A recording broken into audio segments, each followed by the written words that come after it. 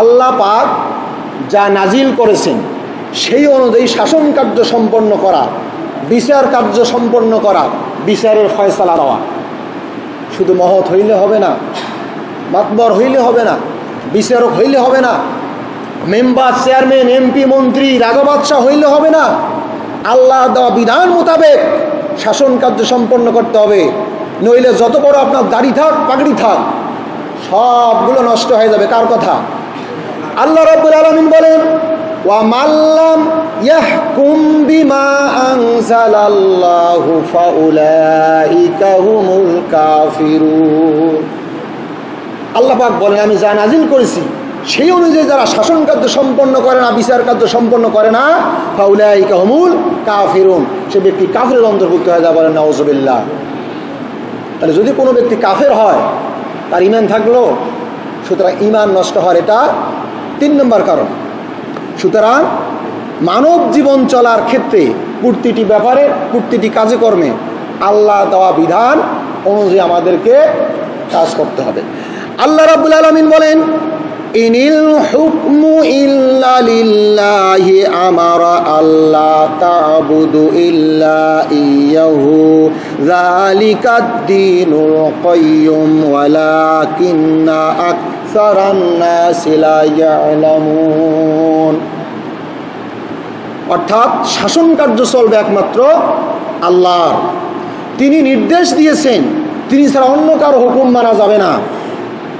এটাই হচ্ছে সুদৃঢ় দিন, কিন্তু অধিকাংশ লোকেরা ইহা বোঝে না। অর্থাৎ আল্লাহর দেওয়া বিধান মোতাবেক আমাদের জীবনের প্রতিটি কাজে কর্মে দিক নির্দেশনা বাস্তবায়ন করতে হবে। কেননা আল্লাহ পাক কোরআন শরীফ নাজিল করেছেন পূর্ণাঙ্গভাবে না অপূর্ণাঙ্গভাবে। এই কোরআন যখন নাজিল হয়, সর্বশেষ জায়াতে কারিমা নাজিল হলো, আল্লাহ পাক জানাই দিলেন, আমি আজকে আমার এই দিনকে পরিপূর্ণ করে দিলাম। তাই এজন্য বলা হয় Islam is the complete code of life. Islam হচ্ছে একটা পূর্ণাঙ্গ জীবন বিধান। মানব জীবন চলার ক্ষেত্রে যা কিছু প্রয়োজন তা সব কিছু আল্লাহ পাক ইসলামের মধ্যে ঢুকাই দিয়েছে। তাই ইসলাম ছাড়া অন্য কোনো আদর্শ, অন্য কোনো মতাদর্শ যদি কেউ গ্রহণ করে, সেটা কখনো গ্রহণযোগ্য হবে না। ওই ব্যক্তিরা ঈমান নষ্ট হয়ে যাবে, পরকালে জাহান্নামে যাবে। কার কথা? আল্লাহ রাব্বুল আলামিন অন্য আয়াতে বলেন, ওয়া মান ইয়াবতাগি গায়রাল ইসলামি দীনান ফালান ইউকবালা মিনহু ওয়া হুয়া ফিল আখিরাতি মিনাল খাসিরিন। ওয়া মান ইয়াবতাগি গায়রাল ইসলাম, আর যে ব্যক্তি ইসলাম ছাড়া অন্য কোনো মতাদর্শ গ্রহণ করবে, ফালান ইউকবালা মিনহু, তা কখনো গ্রহণ করা হবে না, ওয়া হুয়া ফিল আখিরাতি মিনাল খাসিরিন, আর তারা ক্ষতিগ্রস্তদের অন্তর্ভুক্ত হয়ে যাবে। বলেন নাউযুবিল্লাহ। তাহলে ঈমান নষ্ট হওয়ার এটা 3 নম্বর কারণ। 4 নম্বর কারণ, ঈমান নষ্ট হওয়ার 4 নম্বর কারণ হচ্ছে মানুষকে দেখাবার উদ্দেশ্যে কোনো ইবাদত বন্দেগী করা, নামাজ পড়া, রোজা করা, হজ করা, যাকাত দেওয়া, দান সদকা করা, ভালো ভালো কাজ করা, এগুলো যদি মানুষকে দেখাবার উদ্দেশ্যে করা হয়, তাহলে সেটা ঈমান নষ্টের একটা কারণ হয়ে দাঁড়াবে। এটা আপনাদের জীবনের সমস্ত ইবাদত বন্দেগী হতে হবে কার? আল্লাহ রাব্বুল আলামিন বলেন, কুল ইন্না সালাতি ওয়া নুসুকি ওয়া মাহইয়ায়া ওয়া মামাতি লিল্লাহি রাব্বিল আলামিন। কুল, হে নবী আপনি বলিয়ে দিন, ইন্না সালাতি, নিশ্চয় আমার নামাজ, ওয়া নুসুকি, আমার যাবতীয় ইবাদত বন্দেগী, ওয়া মাহইয়ায়া, আমার হায়াত, ওয়া মামাতি, আমার মৃত্যু, লিল্লাহি রাব্বিল আলামিন, সব কিছু সেই মহান স্রষ্টা আল্লাহ রাব্বুল আলামিনের জন্য। তাই আপনি নামাজ পড়বেন, এটা আল্লাহর সন্তুষ্টির উদ্দেশ্যে হইতে হবে।